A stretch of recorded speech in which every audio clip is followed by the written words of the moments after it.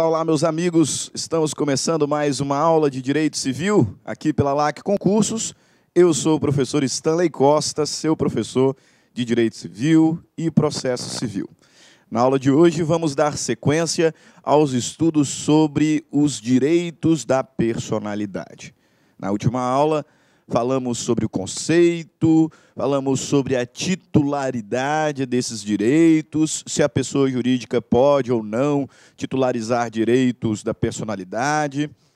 Identificamos se o natimorto é ou não é protegido por esse grupo de direitos. Falamos sobre as características e as exceções muito marcantes dentre as características dos direitos da personalidade.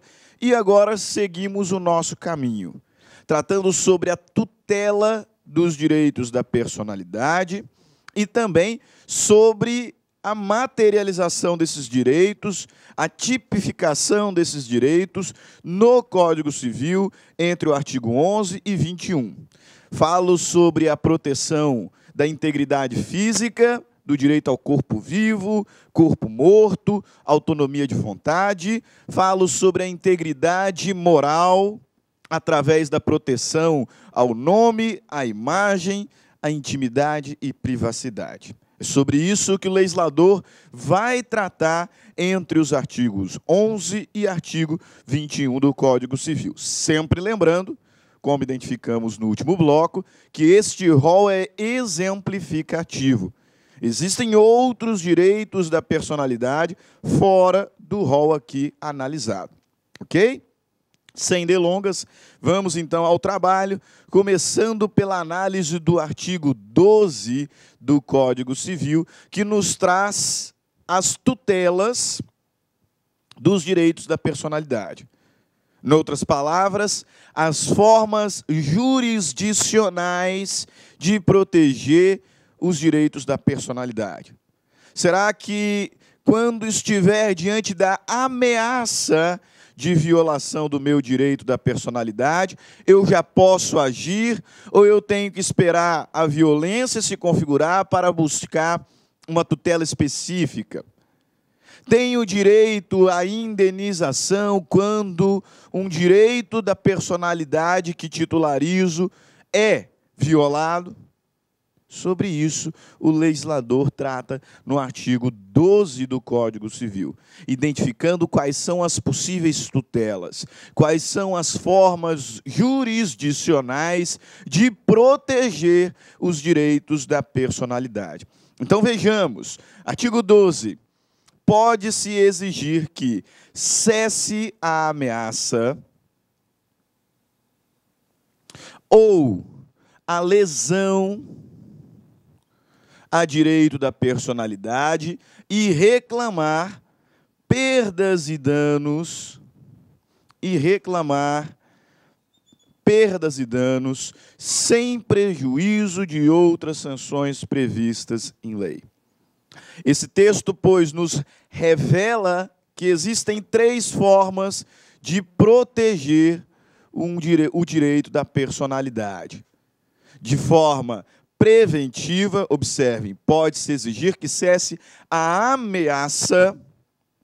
De forma específica, fazer cessar a lesão já configurada e ainda através de verba indenizatória, visto que é possível reclamar perdas e danos em decorrência da violação do direito da personalidade. Portanto, três são as tutelas previstas para a proteção dos direitos da personalidade. Primeiro, nós temos a tutela preventiva, como nos revela a primeira parte do dispositivo legal. O titular do direito da personalidade tem o direito de fazer cessar a ameaça quando imaginar ali uma situação concreta de justo receio de ter o seu direito à personalidade violado.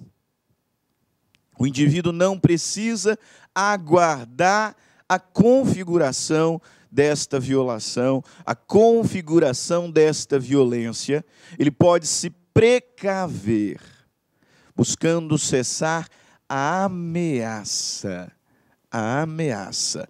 A segunda tutela, tutela específica.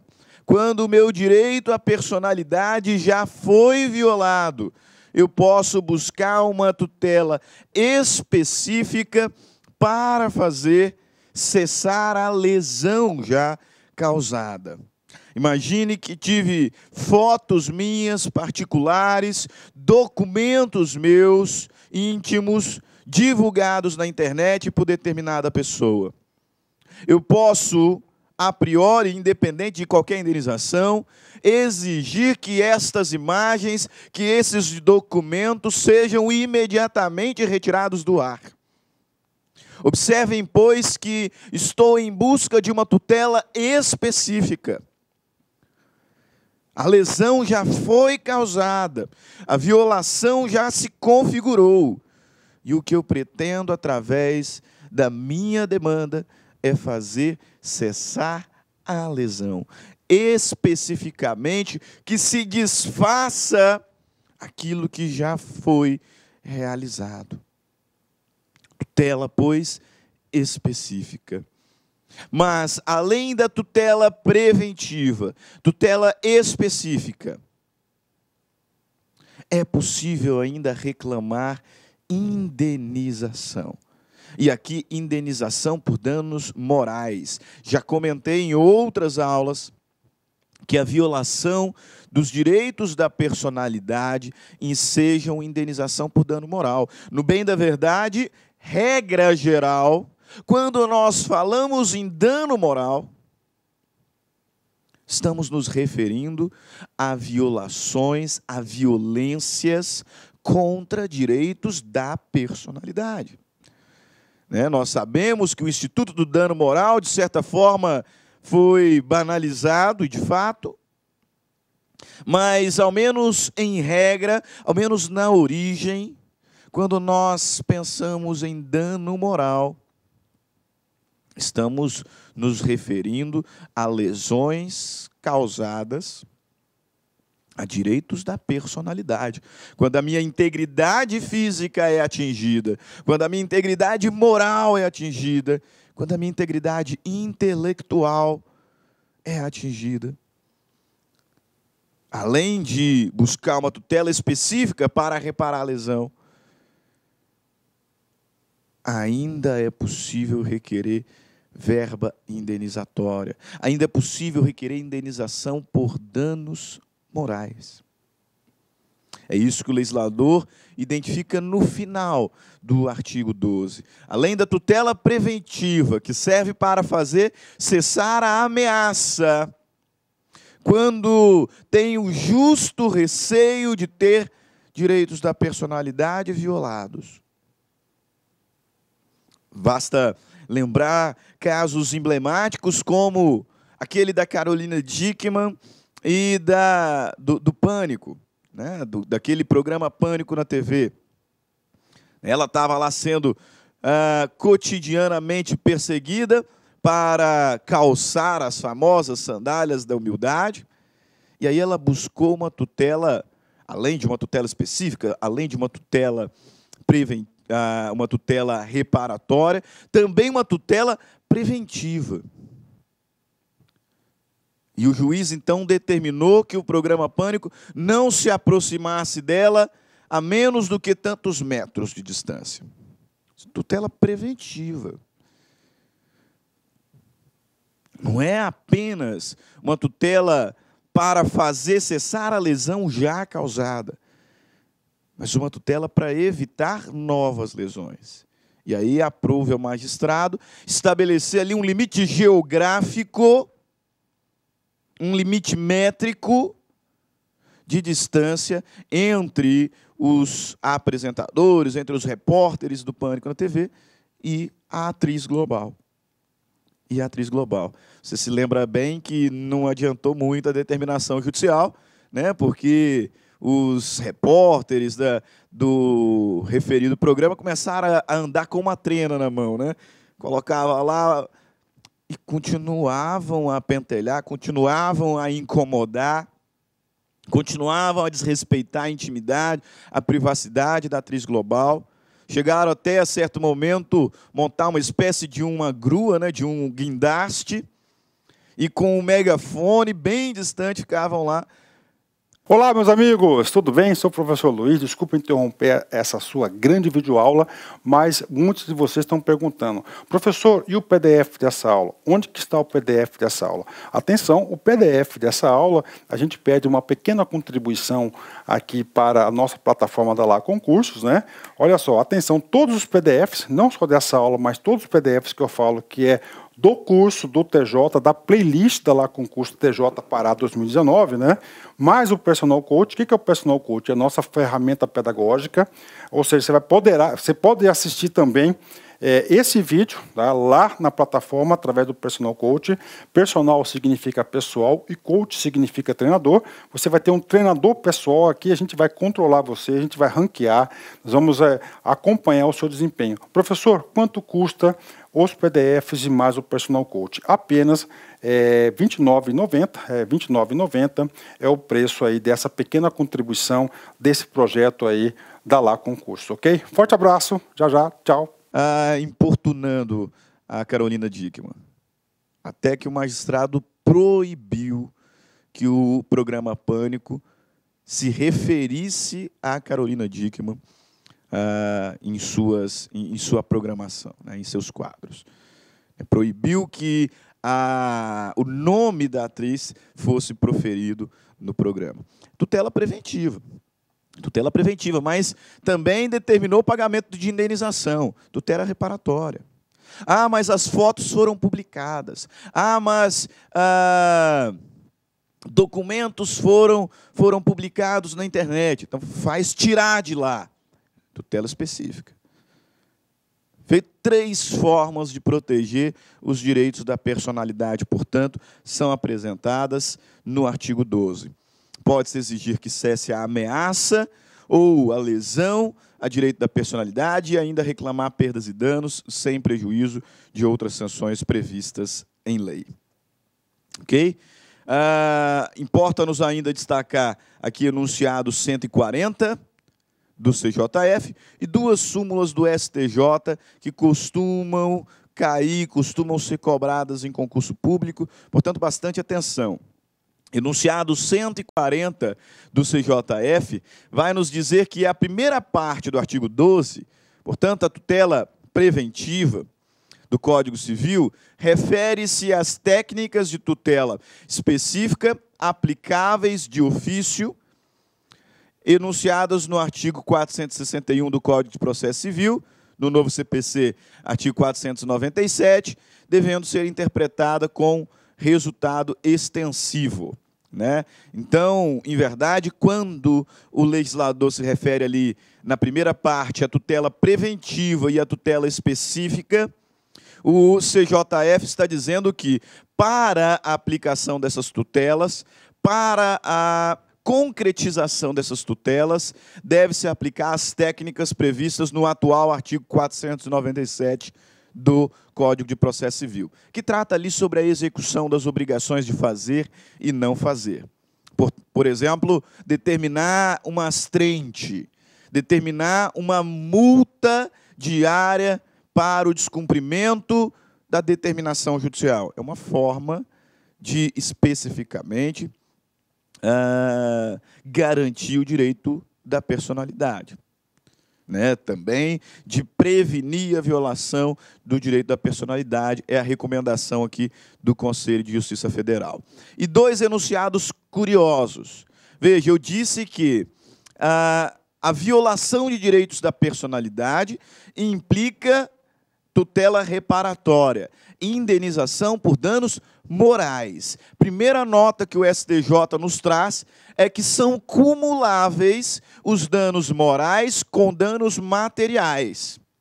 Se o ato realizado pela outra pessoa me causou dano material emergente, fez com que, de alguma forma, sofresse prejuízo patrimonial, além de lucro cessante, deixei de ganhar, e ainda o mesmo ato violou direitos da personalidade, é absolutamente possível a acumulação de indenização por danos materiais com danos morais.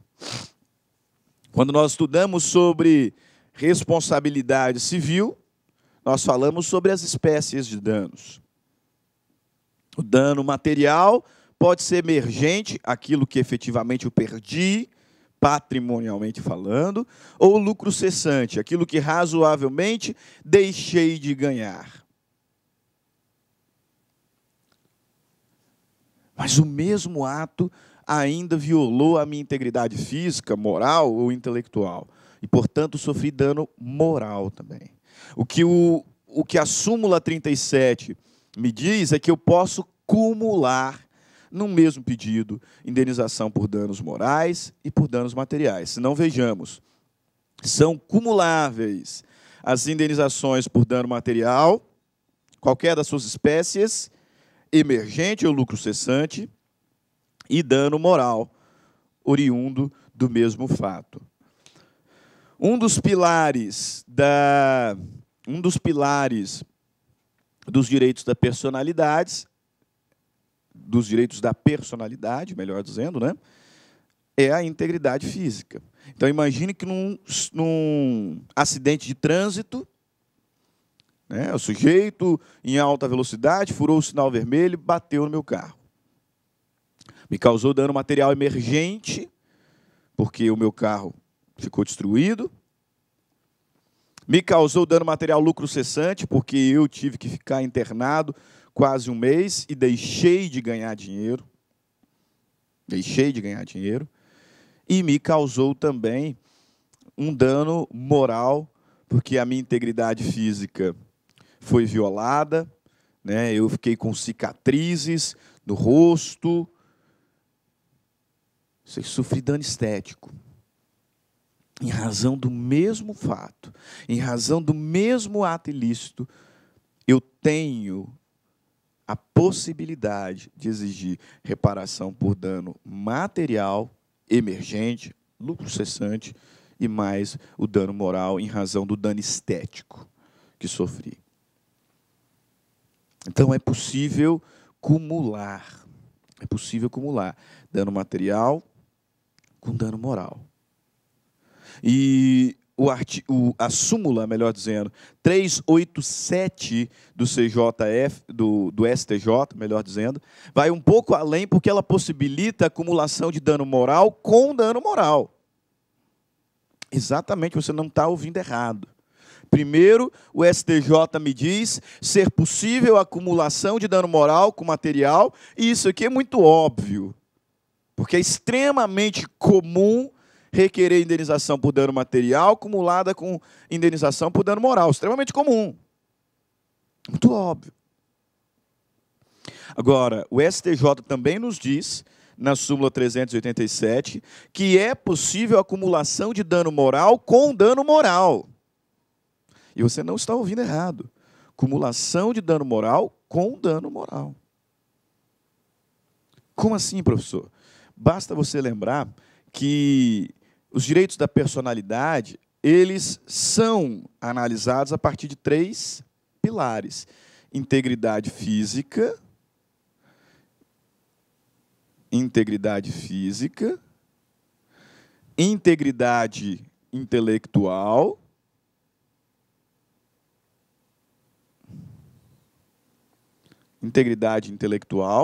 e integridade moral. E integridade moral. É absolutamente possível que um mesmo ato viole a minha integridade moral, né, a minha imagem, o meu nome, e viole também a minha integridade física, causando-me dano estético e dano moral específico. Já bem, essas espécies são subespécies do gênero dano moral. Eu preciso compreender que quando meus direitos da personalidade, qualquer dos planos, em qualquer dos pilares, quando um direito da personalidade é violado, ele enseja a indenização por dano moral, no sentido amplo. E esse dano moral pode ser um dano moral estético, porque a minha integridade física foi violada, ou um dano moral específico, a minha integridade moral foi violada. E se no mesmo ato eu sofri danos nesses dois pontos, eu posso cumular. É isso que a súmula 387 me diz. Veja lá, ó, é lícita a acumulação das indenizações de dano estético e dano moral específico. Então é lícito a acumulação de dano material com dano moral e ainda a acumulação de dano moral com dano moral. Dano moral com dano moral. Nada obsta. São conclusões que nós extraímos das referidas súmulas. Perfeito? Ok. Mas vamos adiante, então. A partir do artigo 13, artigo 11 me traz ali o conceito de direitos da personalidade, fala sobre a indisponibilidade, que nós sabemos é uma indisponibilidade relativa. Artigo 12 trata sobre as tutelas, preventiva, específica e tutela reparatória. E a partir do artigo 13, o legislador, então, passa a cuidar do primeiro pilar dos direitos da personalidade, que é o pilar da integridade física. E a regulamentação aqui no Código Civil da integridade física será dividida em 3 pontos. Primeiro ponto, a tutela do corpo vivo. O que eu posso fazer com o meu corpo vivo? O que eu não posso fazer com o meu corpo vivo? É o que o legislador vai nos apresentar nessa primeira parte, referente à proteção da integridade física. Depois, segundo ponto da integridade física, tutela do corpo morto. O que eu posso fazer ou o que podem fazer com o meu corpo depois que eu morrer? Será que eu posso deixar o meu corpo para depois da morte? Para uma universidade? Se eu não tiver falar nada, será que o meu corpo morto pode ser doado para uma universidade, sendo que eu não autorizei isso em vida, expressamente? É o que o legislador vai cuidar. E a última parte da integridade física está relacionada à autonomia de vontade. Autonomia de vontade, notadamente, com relação a tratamentos e intervenções cirúrgicas. Integridade física. Tutela do corpo vivo, tutela do corpo morto, autonomia de vontade. Ok? Começar, então, pelo primeiro ponto, tutela do corpo humano vivo.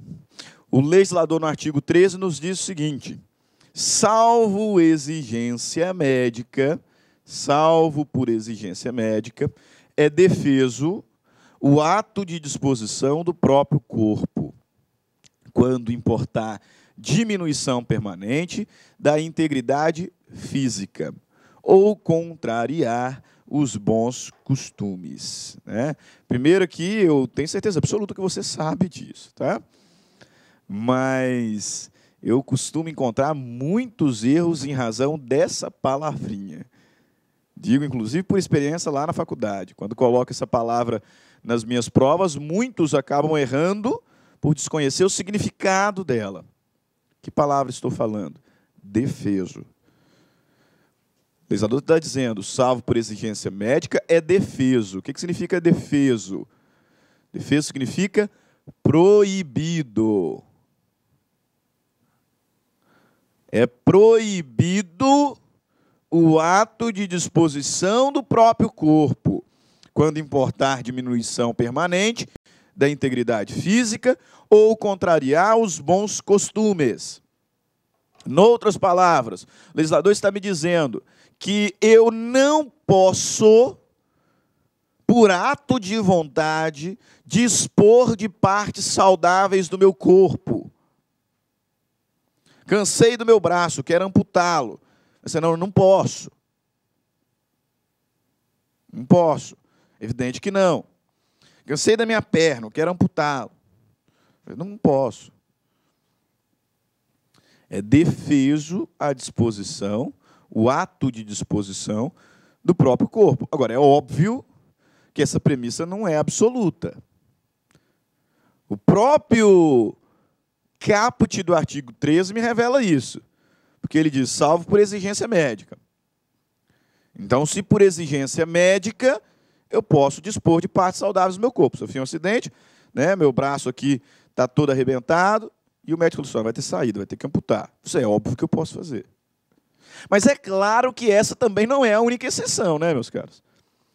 Porque existem várias cirurgias plásticas aí, né, que eu disponho de uma parte da minha orelha, que eu disponho de uma parte do meu nariz. Né?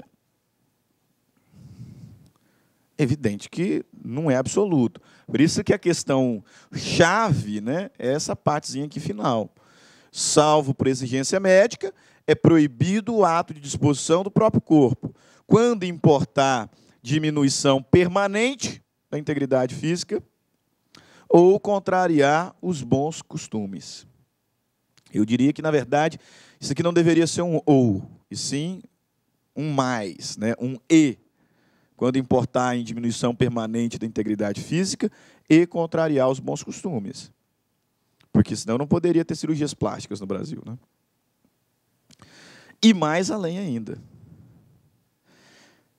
Por vezes, não tem exigência médica, não se trata de uma cirurgia plástica, né, uma correção ali mínima, embelezadora, mas se trata de uma doação de um órgão.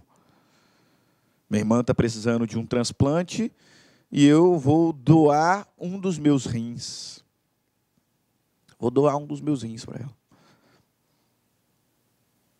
Mas o legislador me proíbe de, por ato de vontade, dispor de partes saudáveis no meu corpo de forma permanente. O legislador me proíbe. Analise parágrafo único do artigo 13.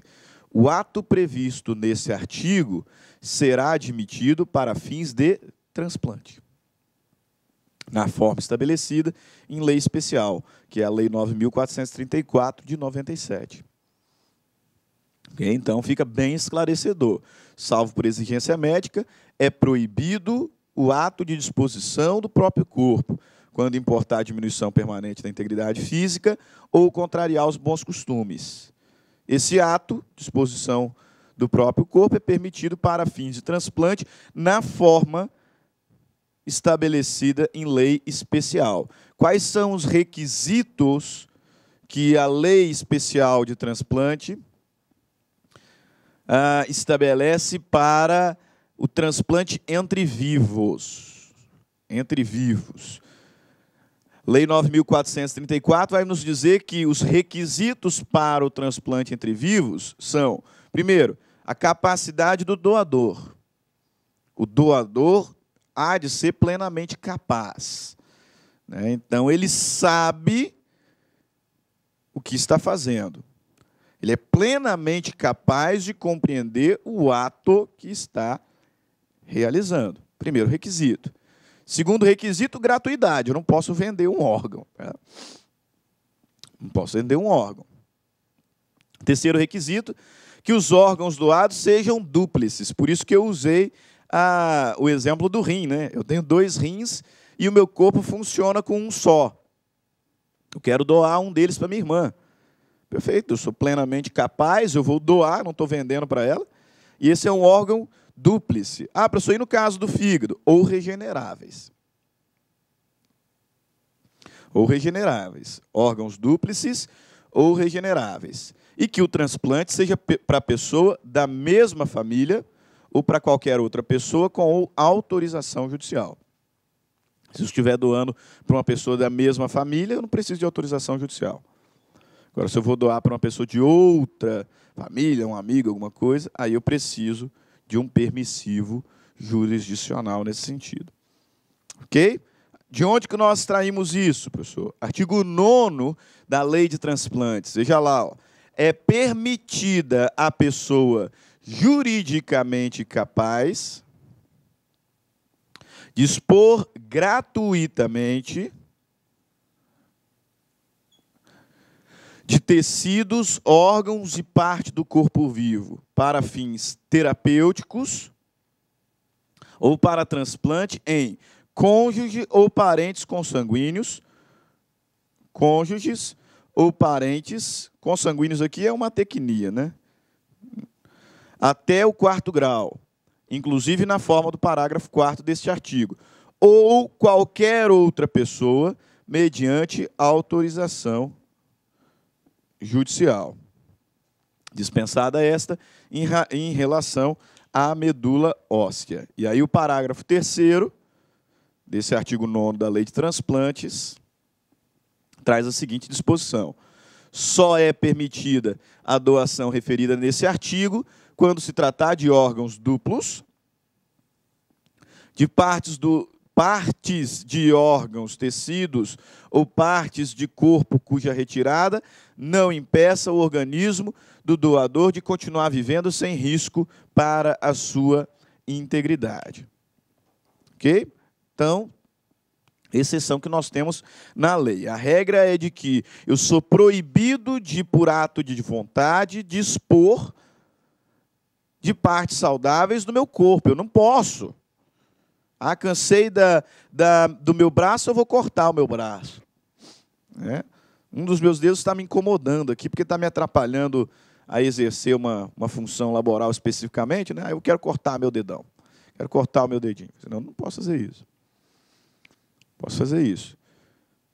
Sou proibido de dispor de partes saudáveis do meu corpo. Agora, essa premissa não é absoluta. Salvo por exigência médica, eu tenho que amputar um braço por exigência médica. Salvo, né, situações ali de embelezamento, né, de cirurgias plásticas regulamentadas, né, com regras específicas. E também hipótese de transplante, observando o previsto na lei especial. Professor, mas aí me veio à mente uma questão. E a cirurgia de transgenitalização? E a cirurgia de mudança de sexo? Porque ali se está retirando uma parte saudável do corpo. Essa cirurgia não deveria ser ilegal, então, já que o artigo 13 está dizendo que não é permitido, né? Já que ele está dizendo que é defeso por ato de vontade, dispor de partes saudáveis do corpo, isso não deveria ser proibido? Não, meus caros. Não deveria, não. Inclusive, o Conselho de Justiça Federal já se posicionou nesse sentido. Né? Qual o sentido? De dizer que a cirurgia de transgenitalização, a cirurgia de mudança de sexo, não afronta o disposto no artigo 13 do Código Civil. Não afronta. Vejamos aqui o texto do enunciado 276. O artigo 13 do Código Civil, ao permitir a disposição do próprio corpo, por exigência médica, autoriza cirurgias de transgenitalização, em conformidade com os procedimentos estabelecidos pelo Conselho Federal de Medicina e a consequente alteração do prenome e do sexo no registro civil. Tá? A explicação por hora a essa permissão é que o transexualismo, tá? E aí peço licença para usar o sufixo ismo, porque é assim que está no documento que farei referência, né? Também prefiro usar a expressão transexualidade, porque entendo que não seja doença e o sufixo ismo nos remete para uma patologia. Tá? Mas nesse caso é preciso.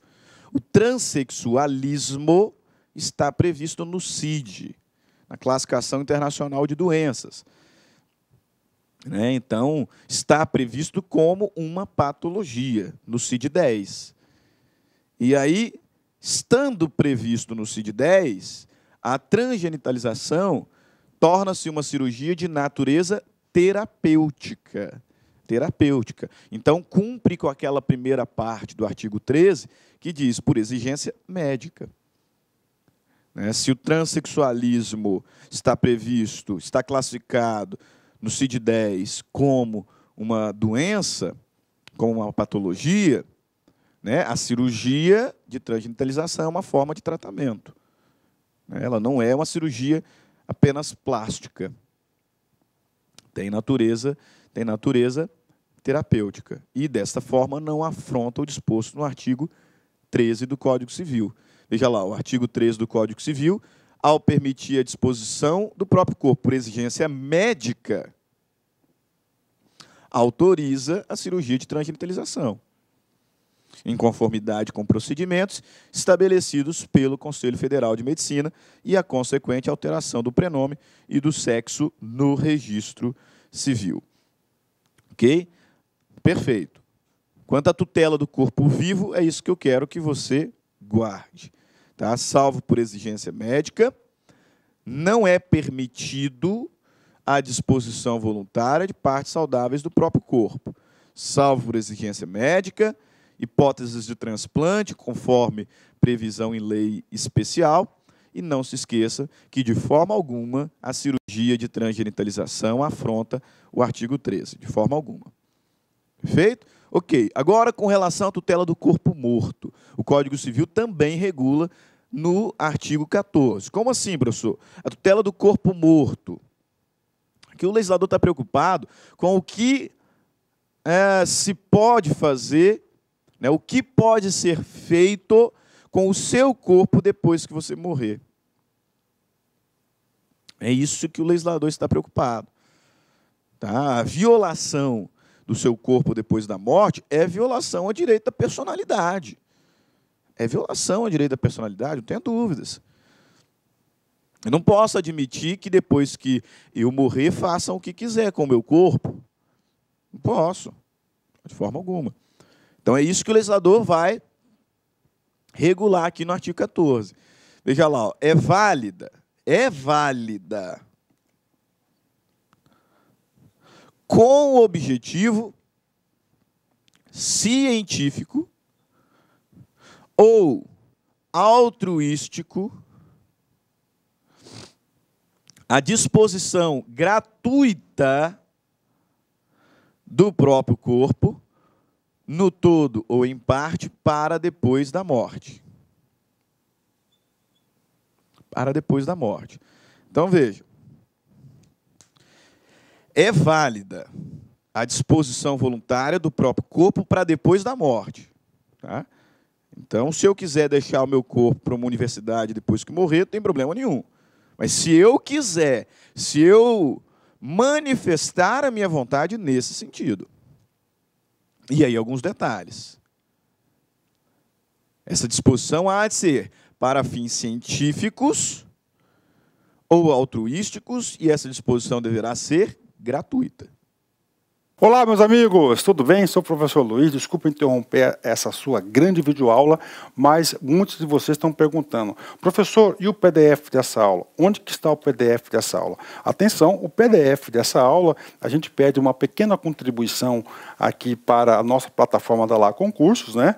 Olha só, atenção, todos os PDFs, não só dessa aula, mas todos os PDFs que eu falo que é do curso do TJ, da playlist da Lá Concurso TJ Pará 2019, né? Mais o Personal Coach. O que é o Personal Coach? É a nossa ferramenta pedagógica, ou seja, você pode assistir também esse vídeo, tá, lá na plataforma através do Personal Coach. Personal significa pessoal e coach significa treinador. Você vai ter um treinador pessoal aqui, a gente vai controlar você, a gente vai ranquear, nós vamos acompanhar o seu desempenho. Professor, quanto custa os PDFs e mais o Personal Coach? Apenas R$ 29,90. R$ 29,90 é o preço aí dessa pequena contribuição desse projeto aí da Lá Concurso, ok? Forte abraço, já, tchau. Gratuita. Eu não posso fazer um contrato aqui com uma universidade, me paga aí R$70 mil e quando eu morrer o meu corpo é de vocês. Não posso fazer isso, óbvio que não, né? É válida a disposição gratuita do próprio corpo para depois da morte, desde que para fins científicos e altruísticos. E aí o parágrafo único conclui de forma perfeita, né? O ato de disposição pode ser livremente revogado a qualquer momento. Então, se eu faço aqui um documento, né, doando o meu corpo para depois da morte, né, doando o meu corpo morto para a Universidade Federal do Mato Grosso, se a qualquer momento eu posso revogar esse ato, né? Até que ocorra o evento morte, a qualquer momento eu posso revogar esse ato. Ok? Aí veja bem. Professor, é nesse contexto que entra a doação de órgãos? Exatamente. Porque aqui eu pensei em doar o meu corpo para a universidade, né? Mas e a doação de órgãos? Você é doador de órgãos? Não é? Aí você morreu. Podem pegar o seu coração e doar para uma pessoa? Pode pegar o seu fígado, doar para uma pessoa? Como é que isso aqui vai funcionar? É disposição do corpo depois de morto. O que a nossa legislação diz a respeito da doação de órgãos depois da morte? Como é que vai funcionar? Mais uma vez, você é doador? Eu sou. Eu sou. Está lá na minha OAB. Quando aprovado, quando fui fazer minha inscrição na OAB, eles perguntaram, doador de órgãos? Eu sou doador de órgãos. Pode colocar aí. E aí? E se eu morrer, será que a minha esposa, né, consegue impedir a minha doação? Pegam lá a minha carteirinha da OAB, aí está escrito que o Stanley é doador de órgãos. Será que a minha esposa, né, consegue falar assim, não, o Stanley não vai doar órgãos, não vai doar. Eu quero ele inteiro. Será que ela pode fazer isso? Se eu não fosse doador de órgãos, será que ela poderia determinar a minha doação? Ou melhor, se eu tivesse expressamente dito que eu não sou doador de órgãos. E aí? Veja bem, pessoal, tudo isso aqui está relacionado à tutela do próprio corpo para depois da morte. Olha o que o enunciado 277 do CJF nos diz a respeito da tutela do corpo morto, especificamente relacionada à doação de órgãos. Esse enunciado nos traz o chamado princípio do consenso afirmativo, ou seja, prevalece a vontade que eu manifestei em vida. Eu disse que sou doador de órgãos, então eu sou doador de órgãos. Não interessa o que os meus parentes, não interessa o que a minha esposa vai dizer depois da minha morte. Se eu disse que eu sou doador de órgãos, a minha vontade manifestada em vida deve ser respeitada. Da mesma forma, se eu disse que não sou, expressamente eu disse que não sou, eu não sou doador de órgãos. E a vontade da minha esposa, dos meus parentes, não interessa. Professor, então quando é que acontece aquele cenário em que se pergunta para os parentes? Quando eu não houver manifestado a minha vontade, que é a realidade da maioria dos brasileiros. Né? Eu, enquanto advogado, quando eu vou fazer lá a minha inscrição na OAB, eu digo se eu sou ou eu não sou doador de órgãos, mas a maioria dos brasileiros não tem nenhuma disposição de vontade nesse sentido. Pois bem, é nesse cenário de ausência, de inexistência de manifestação específica de vontade, é que se questiona aos parentes. Perfeito? Princípio do consenso afirmativo. Veja lá, artigo 14 do Código Civil, ao afirmar a validade da disposição gratuita do próprio corpo, com objetivo científico ou altruístico para depois da morte, determinou que a manifestação expressa do doador de órgãos em vida prevalece sobre a vontade dos familiares. Então, se eu disse que sou doador, eu sou e ponto.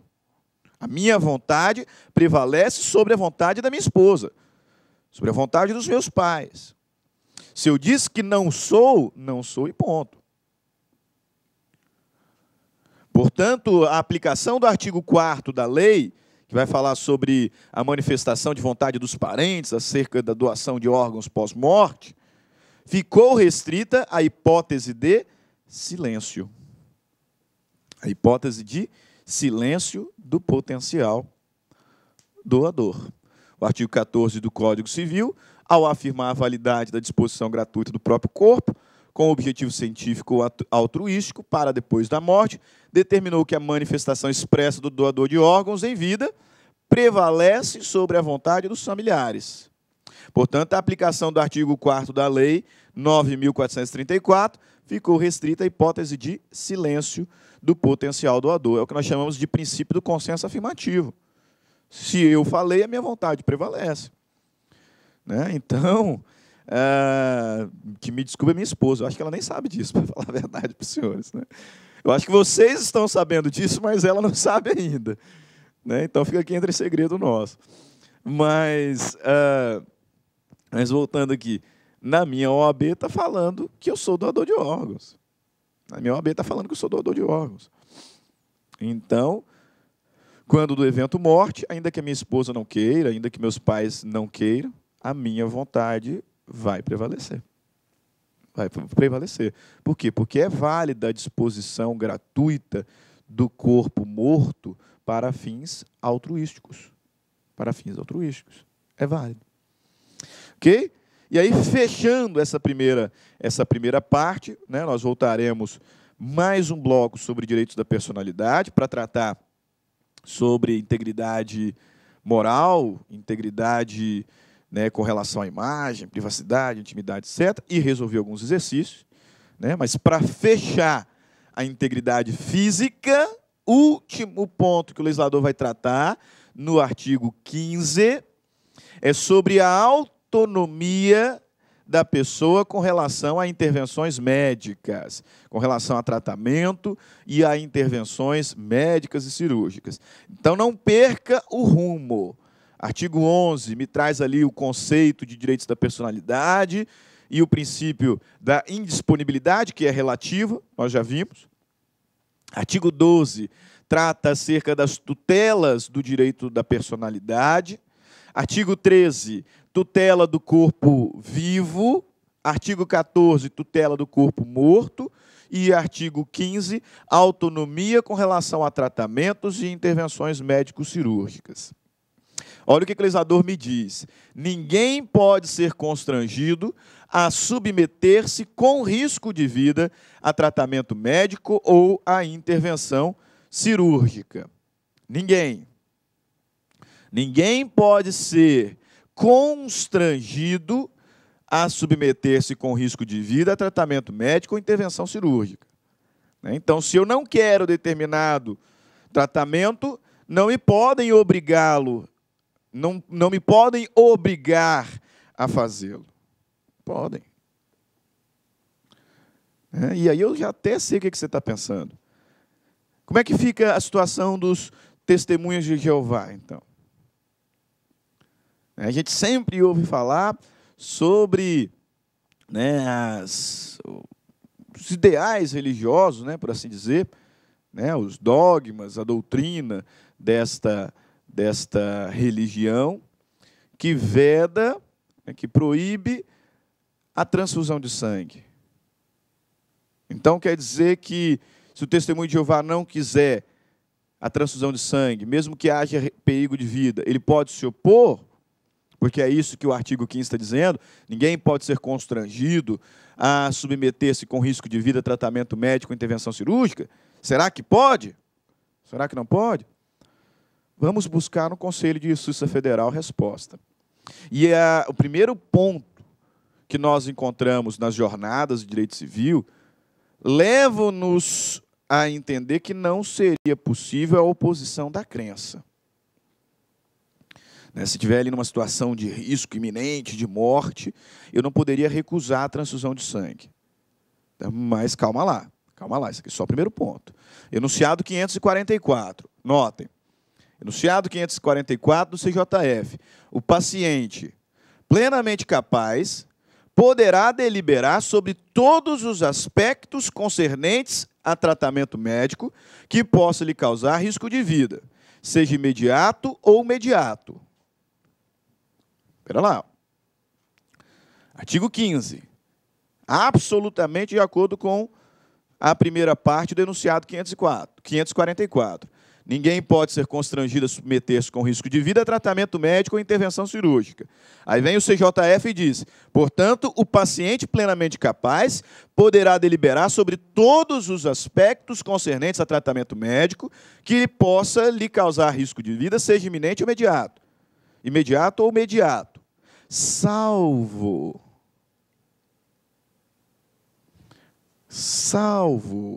as situações de emergência ou no curso de procedimentos médicos cirúrgicos que não possam ser interrompidos. Então, faz parecer nesse momento aqui que, a despeito do permissivo legal, se a situação é emergencial, o médico poderia fazer a transfusão de sangue independente da vontade do paciente. Então, essa é a resposta, professor? Não, não é. Não é porque, ao analisarmos aqui o enunciado 544, que está falando de forma genérica. Eu é que pensei aqui a situação do Testemunho de Jeová. Ele está falando de uma forma genérica. Se nós queremos pensar especificamente sobre essa situação, é necessária a análise de um outro enunciado. E aí vai chegar, né? E aí nós vamos chegar à resposta pretendida. Muita atenção. O direito à inviolabilidade de consciência e de crença, previsto no artigo 5º, inciso 6º da Constituição Federal, aplica-se também à pessoa que nega tratamento médico, inclusive transfusão de sangue, com ou sem risco de morte, em razão do tratamento ou da falta dele, desde que observados os seguintes critérios. O que o Conselho de Justiça Federal está dizendo aqui? Que, nesse caso específico, a oposição de crença é válida. A oposição de crença é válida. É isso que o Conselho de Justiça Federal está nos dizendo. Tá? Porque eu tenho previsto no artigo 5º, inciso 6º da Constituição Federal, o direito à inviolabilidade de consciência e da minha crença. Eu tenho. Ainda que isso possa implicar numa situação de risco de morte. Mais uma vez, o direito à inviolabilidade de consciência e de crença, previsto no artigo 5º da Constituição Federal, aplica-se também. Aplica-se também. Então, eu posso opor consciência e crença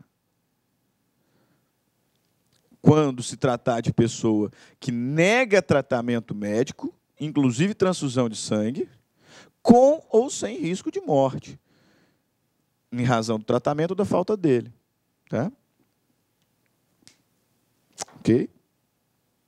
Então, a despeito do dever do médico de salvar, né, de buscar, de fazer o possível para salvar a vida, né, do dever do médico com relação à beneficência e não maleficência, a despeito disso, se o indivíduo estiver num risco iminente de morte e dizer que não quer a transfusão de sangue por uma questão religiosa, por uma questão de crença, o tratamento não deve ser feito. A transfusão não deve ser feita, ainda que envolva risco de morte. Porque o indivíduo tem direito à inviolabilidade de consciência e crença, conforme o artigo 5º, inciso 6º da Constituição. Mas não é qualquer situação. Existem requisitos para a oposição de crença. Quais são? Primeiro, capacidade civil plena. Capacidade civil plena. É permitida a oposição de crença para impedir o corpo médico de realizar a transfusão de sangue, se preenchidos os seguintes critérios. Primeiro, capacidade civil plena, excluído o suprimento pelo representante ou assistente. Ou seja, aqui o paciente tem que ser plenamente capaz. E a oposição de crença não pode ser feita por representante ou por assistente. Então, se eu estou diante de um absolutamente incapaz, faz a transfusão. Não interessa se os pais concordam ou não concordam. Porque a oposição de crença não pode ser realizada mediante representação. Não pode. O indivíduo tem 15 anos, sofreu um acidente e precisa de transfusão de sangue, não interessa se os pais falaram. Não, não pode. Vai fazer. É o que o CJF está dizendo, tá? A gente vai encontrar várias situações específicas, jurisprudência fora. Mas aqui o CJF está dizendo. Primeiro requisito, capacidade civil plena. Excluído o suprimento pelo representante ou assistente. Se o indivíduo tem 17 anos, faz também. Ele não tem plena capacidade e não cabe aqui assistência. B, manifestação de vontade livre, consciente e informada. Então, o indivíduo é plenamente capaz e, naquele momento de oposição, ele tem pleno conhecimento do que está falando. Ele foi informado sobre as consequências da oposição. Sabe o que significa deixar de fazer a transfusão.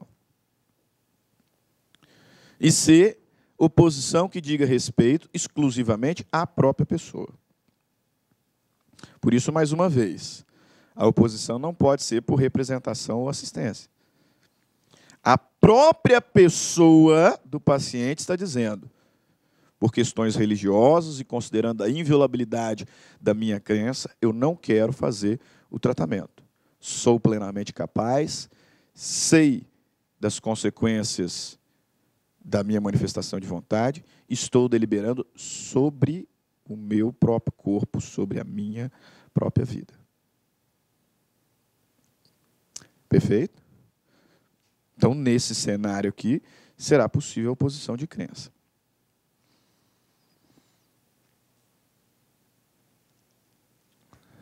Artigo 13, tutela do corpo vivo. Artigo 14, tutela do corpo morto. Artigo 15, autonomia de vontade. Ninguém pode ser constrangido a submeter-se com risco de vida a tratamento médico ou a intervenção cirúrgica. Então, qualquer tratamento médico deve passar pelo crivo do próprio paciente, salvo se for uma situação emergencial ou se estiver em curso uma intervenção cirúrgica. Não dá para eu parar para esperar o sujeito acordar e ver se ele quer ou não quer. Mas aí, especificamente, quanto à oposição de crença, lembre-se que é autorizada a oposição de crença, ainda que envolva risco de morte, desde que o paciente seja plenamente capaz, porque não cabe representação ou assistência aqui, desde que o indivíduo tenha livre e informado conhecimento do ato que está manifestando, e desde que o paciente esteja falando sobre si mesmo. Perfeito? São os requisitos para a oposição de crença, a fim de impedir determinado tratamento médico, inclusive transfusão de sangue. Perfeito? Ok. Então, nós terminamos aqui esse bloco, voltaremos daqui a pouquinho para tratar sobre a integridade moral, direito à imagem, direito ao nome, direito à intimidade e também resolver algumas questões de concursos anteriores. Te vejo daqui a pouquinho. Até mais. Tchau. Olá, meus amigos, minhas amigas. Sou o professor Luiz Antônio Carvalho. Quero agradecer você que ficou no final da nossa videoaula e dar 3 recados para vocês aí da Lá Concurso, né? O primeiro é o seguinte: o PDF e mais o Personal Coach, que é a nossa grande ferramenta pedagógica para acompanhar e potencializar, acelerar seus estudos por apenas R$ 29,90. Esse é o PDF mais a metodologia, ou seja, você vai assistir os vídeos, os mesmos vídeos, mas aonde? Na nossa plataforma no YouTube, ela é a nossa plataforma do site, ok? Por R$ 29,90. E também, lembrando para vocês que nós estamos preparando uma ultra revisão de véspera de no mínimo 20 horas, tá? Eu coloco no mínimo porque eu tenho certeza que nós iremos aí ultrapassar, né?